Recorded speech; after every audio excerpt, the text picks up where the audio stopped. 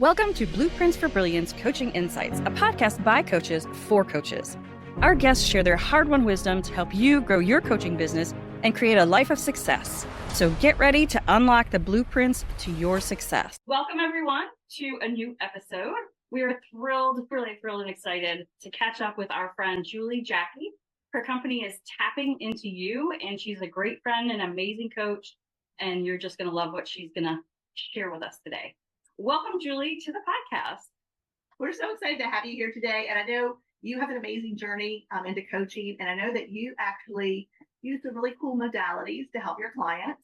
So we're really looking forward to this conversation. So how did you get into coaching? Tell us a little bit about that. Well, thank you for inviting me to share. I'm excited about this podcast that you ladies are putting together and to support so many different people. I think it's a brilliant idea. I got into coaching. I'm one of those people that has been in leadership and coaching all my life without being in coaching specifically. So I've been doing it all my life, helping people in different ways, like with practical tips, with trying to figure out how to work through relational issues. But it was when I started going through and doing some deep dive personal work that I started my official coaching journey. So I kept hearing EFT and tapping. And EFT, I found out, I Googled it, and it stands for Emotional Freedom Technique. And I was curious about it, and I took a course on it to learn about it. And then I had a really good experience learning in that little course. It was just class, like a 2-hour workshop. And so then after that, I took a course that was like 7 weeks. And when I was taking this course, each day we just tapped for 5 minutes in the morning and 5 minutes in the evening on overwhelm. And my whole body calmed down inside, and I didn't even know how riled up it was. I was really surprised. And this calm feeling, I just was like, whoa, something is really happening here. And my mind was quieting too. And I knew there was something powerful to this tool. And at the same time, I'm in this course for 7 weeks, I start having memories pop up from my past about when I was young, between age 11 and 17, I was sexually abused. And I hadn't dealt with it because I thought there's other people who have had it worse than me. They were raped or something, and I wasn't. So I don't have to deal with it. I'm fine. And the truth is, I wasn't fine. I just didn't know it. I had minimized what had happened to me. But the truth is, it impacted my whole life, like every aspect of my life, my relationships, my worthiness, which impacted my employment and my income. And so as these memories started popping up and I realized I needed to deal with it, I decided to take an EFT certification class, not because I was interested in getting certified, because this is weird and I surely wasn't going to get certified and help people with this. But obviously here I am, and that's what I ended up doing because it had such a big impact on me and it shifted my mind and body so much that I did get certified in it. And I knew that I wanted to help people and I wanted to help support them on their healing journey too. And at the same time that I was doing this emotional piece, I was also doing a logical piece where I became a certified financial coach through Dave Ramsey's organization. And I have a lot of background in history, work experience with businesses. I was a vice president of a family office for many years. I have some HR experience. I've always been an entrepreneurial person. So I've had my own businesses, many different businesses over the years. So I have lots of different pieces in there, but I couple the tapping with both personal healing and coaching people through life stuff, whether it's relational challenges or maybe they have to set some boundaries and they don't know how to say no to people and they don't know how to speak up and use their voice. So I help people personally with that, which also translate into business. But I also help people on the business side. I work with a lot of women who are stressed out, overwhelmed, or they're afraid to ask for a sale, or they're afraid to raise their prices because they might lose all their clients. Maybe they're having troubles with money flowing in the way that they want money to flow into their business. They can get stressed from that and even go into panic states. So I help people all over the board with personal and business because the personal always translates into impacting the business in some way. So that's how I got started. And I also, if I remember correctly, you wrote a book about your experience and your trauma to help other people. I did. And of course I have it here. It's called On the Other Side, a spiritual memoir, and it's about healing and forgiveness after childhood sexual abuse. So after those memories started coming up, I did a lot. I took a lot of action. I went to some deep therapy for months, and I coached with some horses, which sounds funny, but horses mirror back whatever you're presenting. And so I was coaching with horses to learn about boundaries. And I did a forgiveness workshop that helped me forgive the person who abused me in childhood, which was really powerful and liberating and very freeing. Yeah. Don't you wonder if he listened to this, how he would feel about the damage he caused? I always wonder that if the abuser actually could understand that it was damage that went on for years. I don't know that people realize the damage that they do, because he was a child too. He was just a year older than me. He was good friends with my brother and my best friend's brother. So like the four of us were together a lot. They lived near us. When you're a child, you don't think of far reaching. You don't think of the impact. You think of self. So I really doubt that anytime in that experience that he thought of, oh, this is going to impact her the rest of her life. But as an adult, like if he's done any of his own healing work, maybe he has thought about, oh, this must have impacted her in some way. Because it wasn't until I started going through therapy and working with some coaches, some mindset coaches, that I even thought about that he must have been hurting in order to hurt me, because I was so focused on self and what was going on for me. And so to be able to switch and think about, holy cow, like something must have been happening to him when he was young for him to do what he did to me, because it's not normal behavior for a young man to sexually abuse a young woman. That's not normal behavior. And so something was going on. And something shifted in my mind then to be even able to move towards that place of forgiveness. Like I was not open to forgiving at first at all, because I didn't want to let him off the hook and whatever. I didn't want to condone his behaviors. Like it was not okay. And his behaviors are still not okay, even though I've forgiven him, because it's really about freeing myself, not him. Tempted to mail him a copy of the book. I thought you were going to say you're going to go and slug him or something. One of my aunts read the book, and she wrote me this beautiful letter, because she had no idea that I went through all of this. And she read the book and couldn't believe all the personal work that I did and how courageous I was in sharing in my book, because it's very vulnerable. And at the end, she wrote, P.S. I still want to poke him with a hot poker right in the balls. Her. Yeah, I really love her. Wow. Yeah. But it's interesting because you went through all of that hurt and pain, and you came out on the other side stronger, and now you're just helping other people in such amazing ways. And that's one of the things I've always admired about you when we got to know you, and just how your heart is always about helping other people. And I think a lot of that may come from, you know, where they are. Like, you know how people feel when they're where they are at that point in their life. So tell us a little bit about, without using a name, of course, tell us about someone that you really helped and like you were just so touched by their transformation. I have a client that I've been working with for a year and a half. And a year and a half sounds like a long time to be working with somebody. But, you know, when somebody's brain is constantly looking at the negative and they get in an overwhelmed state, like that's their normal. Like being overwhelmed is their normal, because being in an overwhelmed state is not normal. It is not normal, but we have so much going on in the world. We're so busy. We have all these to-do things. We're going from here to there to this to that, and we're overwhelmed a lot. And when I say it's not normal, it is a lot of people's normal to be constantly overwhelmed, but it's not a normal state. And so over time, working with her to help her get out of that regular overwhelmed state. Because when you're in overwhelmed state, you're actually in fight, flight, freeze mode. And when you're in fight, flight, freeze mode, the amygdala part of your brain takes over. And that's back here. That's the reptilian brain you've heard before. It's where it takes over because it's trying to keep you safe, because it thinks a bear is chasing you. And so it's trying to keep you alive. And so when I'm coaching with people, I'm always using tapping. And tapping, we're tapping on meridian endpoints with our fingertips. And when we do that, it reduces cortisol in the body, and cortisol is the stress hormone. So your body will calm down. And when it calms down, it moves out of the amygdala back into the prefrontal cortex, this part of your brain. And that's where you can think, plan, be creative, organize. And so you can't do be in both places of your brain at the same time. If you're overwhelmed, you're in the amygdala part. And so you can't move forward. You can't figure out what you need to do next. Like you have this long list, and you can't even get anything done. And it's because you're in that state. And when you're in that state on a regular basis, you can't make traction in your business, in your personal life, with your relationships, whatever you're trying to do, because you're so overwhelmed all the time, stuck in your amygdala. Helping people to shift out of that state so it's not their normal state, so they can function better in their daily life, is part of what we worked on.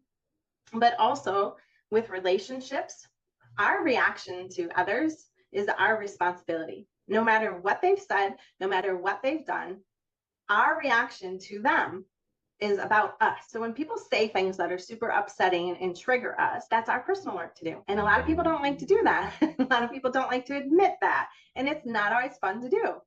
But I help people through that. I help people. One of the things that I do, we all have those people in our lives who we know that we need to talk to them, but they're draining and we don't really want to talk to them.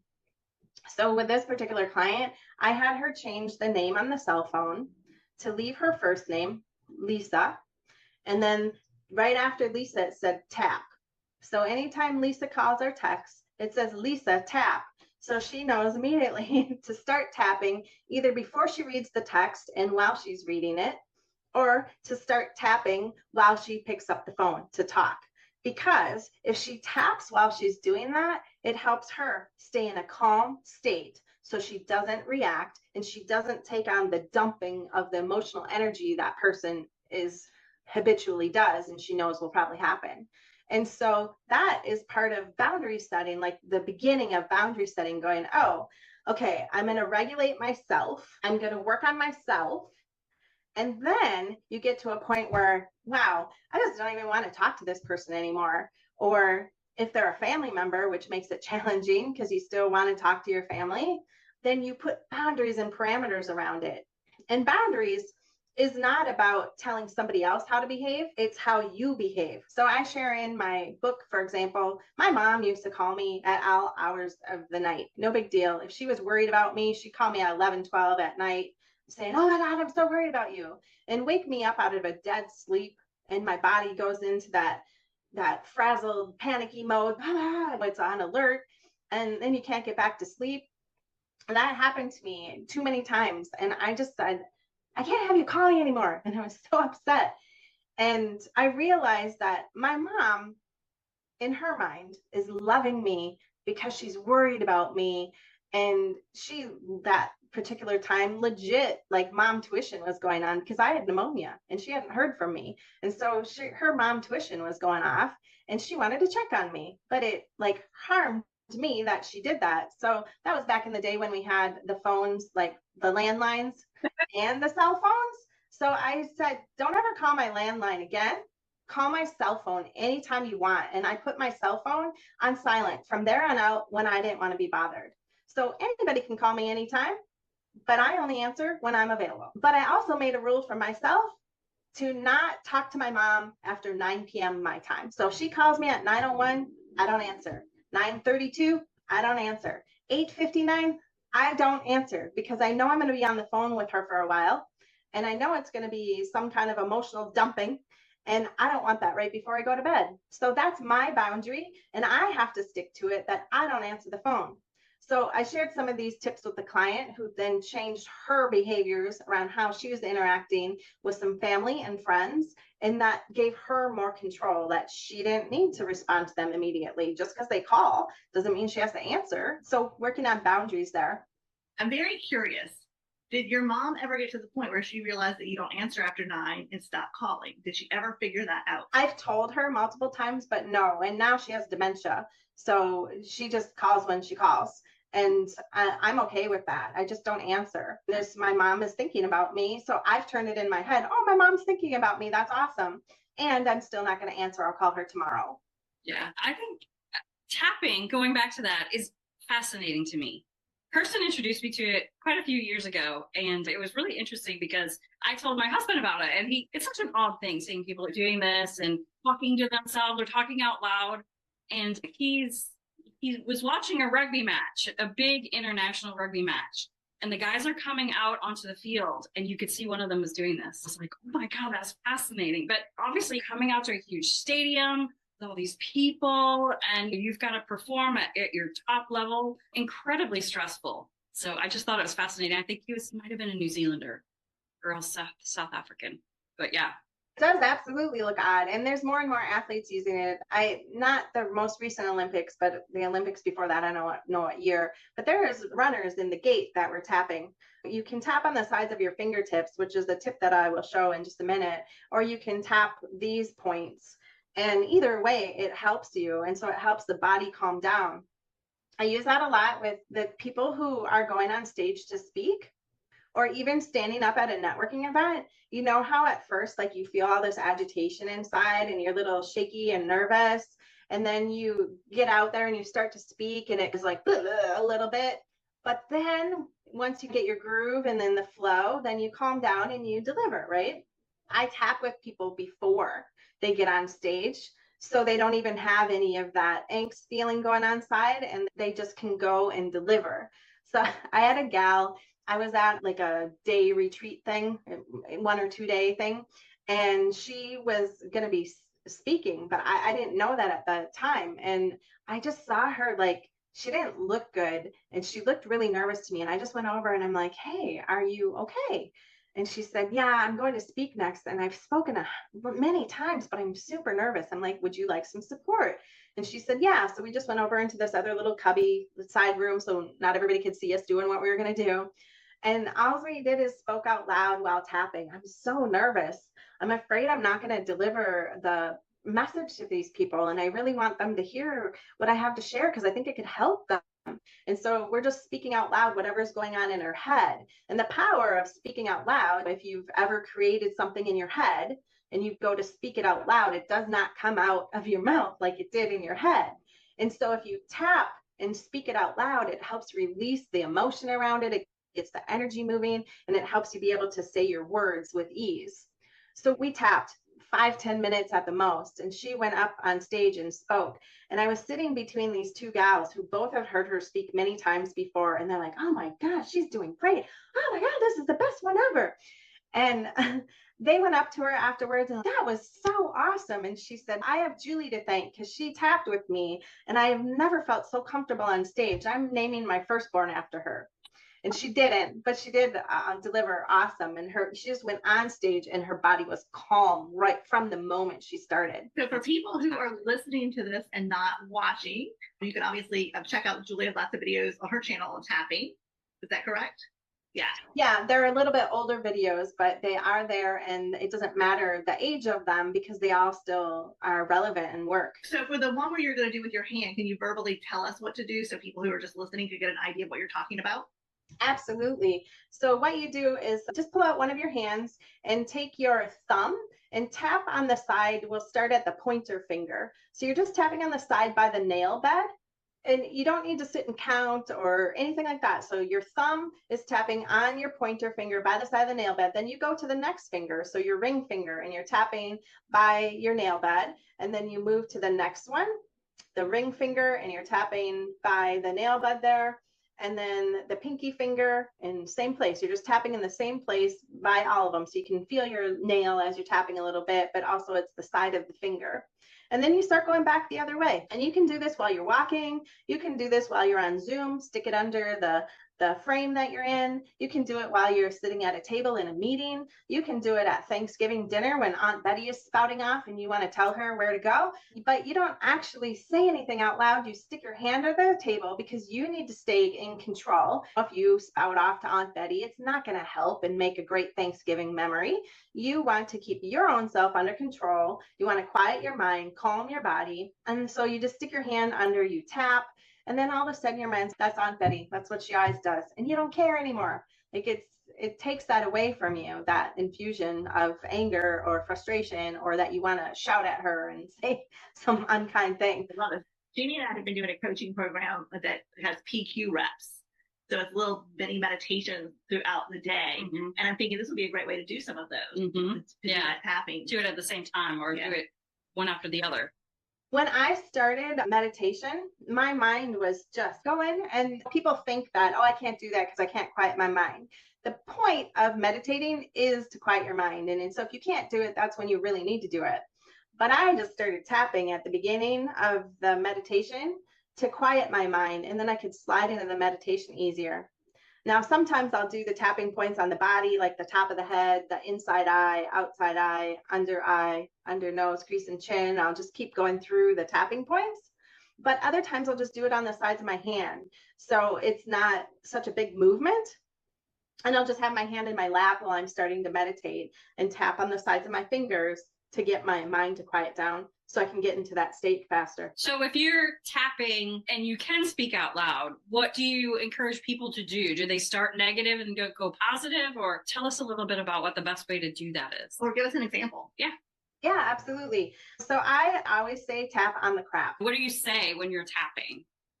Yeah, and you're specifically asking, do we say the negative or the positive? What do we do? So I always say tap on the crap. And tap on the crap, what I mean is your thoughts, like our brains are hardwired to think the negative first because it is trying to keep us safe and protect us. So we can't help but go there. But our job, our challenge is to shift that as fast as we can. So because we don't need to go down that path of negative thinking, a bunch of that is made up stuff. It's not even real. And we can get ourselves really stressed out by thought alone. And so when I say tap on the crap, I'm saying whatever is going on in your brain, the crap that you're thinking, the negative thought, I say tap on that first. And the reason why is because it's there. We don't want to pretend it's not there. And a lot of people will do a little bypass where they're like, oh, I'm just going to pretend that doesn't exist. And I'm going to put on my happy mask and pretend everything is okay. That's not real. And that's not us. You already have those thoughts in your mind. So we want to release them with tapping. An example. Have you ever been overwhelmed before? Every day. So if you've ever been overwhelmed, then you would start like this. You tap on the top of your head and start like going through the points, and you'd say, I'm so overwhelmed. I have so many things to do. I don't even know how I'm going to get them all done. And my list just keeps growing. I get one thing done and two things get added on. And I know I have people helping me, but it feels like I have to do everything myself. Whatever is going on in your head, you speak out loud. We just had this conversation this morning. It's 30 things done and 5 more end up on the list, and we've got this team, but sometimes it takes so long to get things handed off. And it's, oh my gosh, you literally are tapping what we were talking about earlier. That would be my intuition chiming in. Yeah. So we're tapping on the crap. And here's my little skit. This is crap. This is the thoughts that you're thinking. The overwhelmed feeling. It's, you aren't saying, oh my gosh, everything is so great. We're getting everything done. Everything's wonderful. That's baloney. So you tap on whatever's going on. So if you did say everything's great, we're getting everything done, it's perfect. And we're taught to like look at the positive and put the silver lining on, right? So if we put the silver lining on the crap, we got this little silver lining here. We're putting that on the crap. What do we get? We get pretty crap, right? That's what we get. But if we tap on the crap, I'm so overwhelmed. I have so many things to do. And yeah, we do have help, but it seems like it takes us so much longer with the help because we have to explain all these things and then we have to check their work and there's all that. So you just speak that out loud while you're tapping. And what happens is then your body will get out of that amygdala state. You'll go into the prefrontal cortex. Your body will calm down because your cortisol level is dropping. You might sigh, you might yawn. Those are ways that your body releases. Your body is letting go. It calms down. You feel a little bit more at peace. And then all of a sudden you're like, oh, I know what to work on first. And then you're able to move forward. So what happens is when we go from that crap state and we're tapping on it, your body automatically moves to that better feeling place. And so it's a real authentic smile, not the fake one, right? And then when we're real and authentic, that's when we can truly be happy. That's why we always want to tap on the crap. So after you tap on the crap, do you then go in and set positives, or you feel like you don't have to do that? You don't have to. Sometimes I do it while we're tapping on the crap, but sometimes I infuse it with sarcasm. That really helps. So it could look like, oh, I'm so overwhelmed. And then you can pretend, but everything is getting done. It's so great. It's so easy. But use the sarcasm in there because the sarcasm will help release the emotion that is behind there. And it just like, it it pulls that mask off and releases it, reveals it, and then you feel relief. But you can also, it's not required because your brain automatically moves to that better feeling place and you have better thoughts. But if you wanted to, you could add in after you clear out the crap, after you're feeling better. Oh, I'm going to work on this. Oh, I'm really excited about working on this. And I'm excited that I'm going to get it done with ease. It's going to be fun.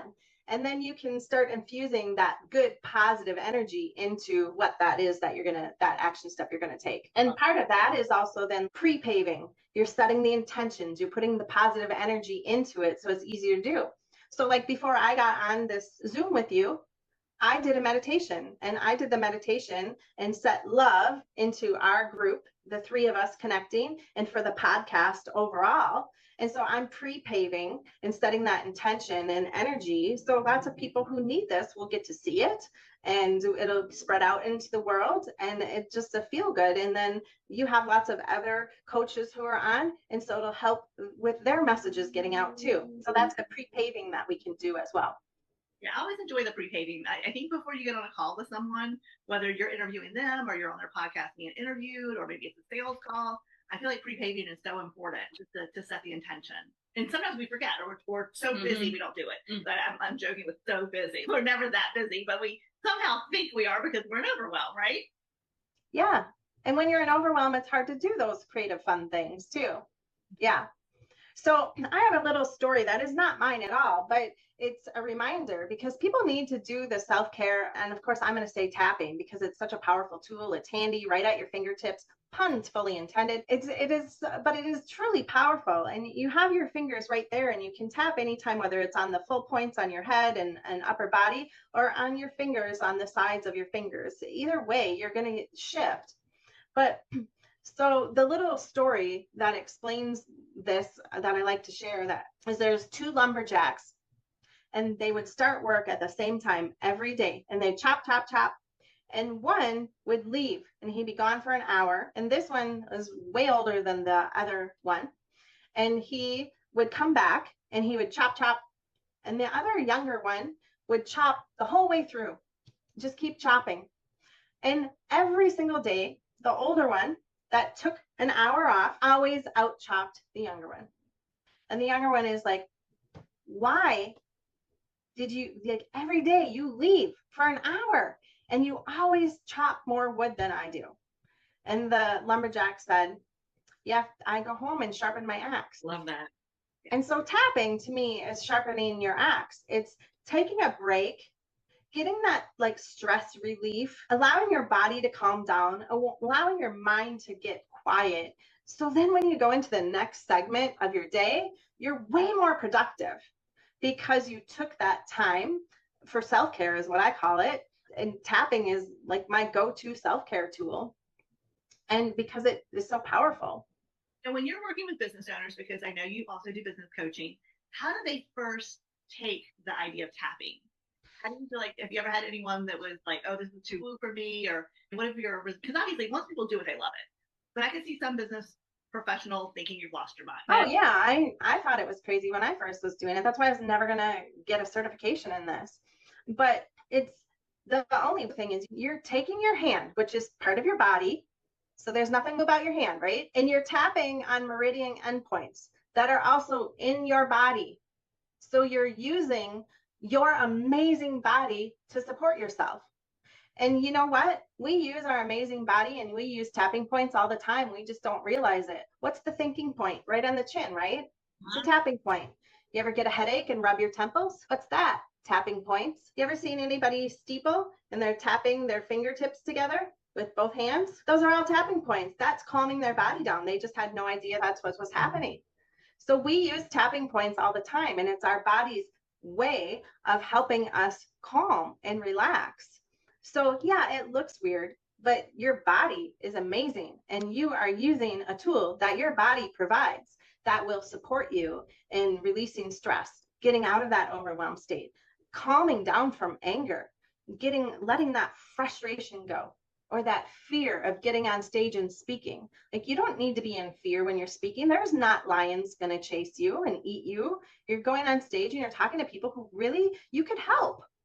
So to use this tool to help you. Like once you use it and you have a shift, you'll get the power in it and you'll want to keep using it. So we always like to end with what would be the one tip you would give people to make the world a better place? I have a feeling we know what it's going to be. I want everybody to tap. And why? Because it makes such a huge difference. I mean, whether I tap to when I'm working through and I need to have a conversation with somebody and I'm upset, I tap through when I'm angry and I say out loud all the crap. Like if I want to swear at them, I'll swear at them while I'm tapping. I'm not doing this to them. Like they're not present. I'm doing this privately on my own. And swearing is emotion. And I know most of us swear. And that's emotion coming out. So if you need to swear and tap, it goes great. And say whatever you want to say to them while you're tapping by yourself or with a safe person. But not to them, because you need to get your own stuff out before you approach them, because your reaction, again, is your responsibility. So if you can tap and calm that down, and then you can take the next step, which is to tap on the conversation of what you want to say to them. Because as you tap and you speak that out loud, you'll get clearer and clearer. You're like, oh, that word doesn't sound very nice. I don't want to say that to them. That might hurt them. Because we're not trying to hurt somebody back. We're trying to resolve something.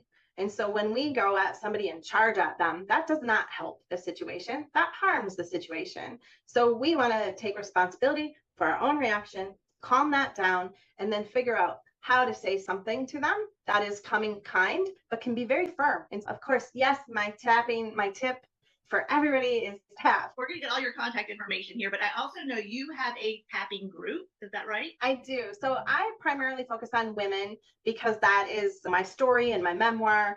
And that's just more of my market, but tapping is great for men too. So I do have a women's tapping and self-care community on. And so in there, I have tons of videos that they answer questions. There's how-tos, and then there's tap along videos on all different topics. So that's a great resource for free. I also have a women's tapping circle that we tap together in a group a couple of times a month. And so each time we tap, like yesterday was one of the tapping days, I tap 2 times in the day. So people can pick 2 p.m. or 8 p.m. Eastern, whichever works better for their schedule that day, so they can get some tapping in, and then we tap again later in the month. And then on my website, juliejacky.com, I have top 10 tapping tips. Julie, we're so grateful that you came on and talked to us today. You are just a wealth of information and healing, and aside from the fact that we just love spending time with you. So thank you so much. Thank you. I love you ladies too. I appreciate it. And it's so good to see you. And I'm glad that you're both doing well. And thank you again for allowing me to come on and share. I appreciate it. Have you back for sure. For sure.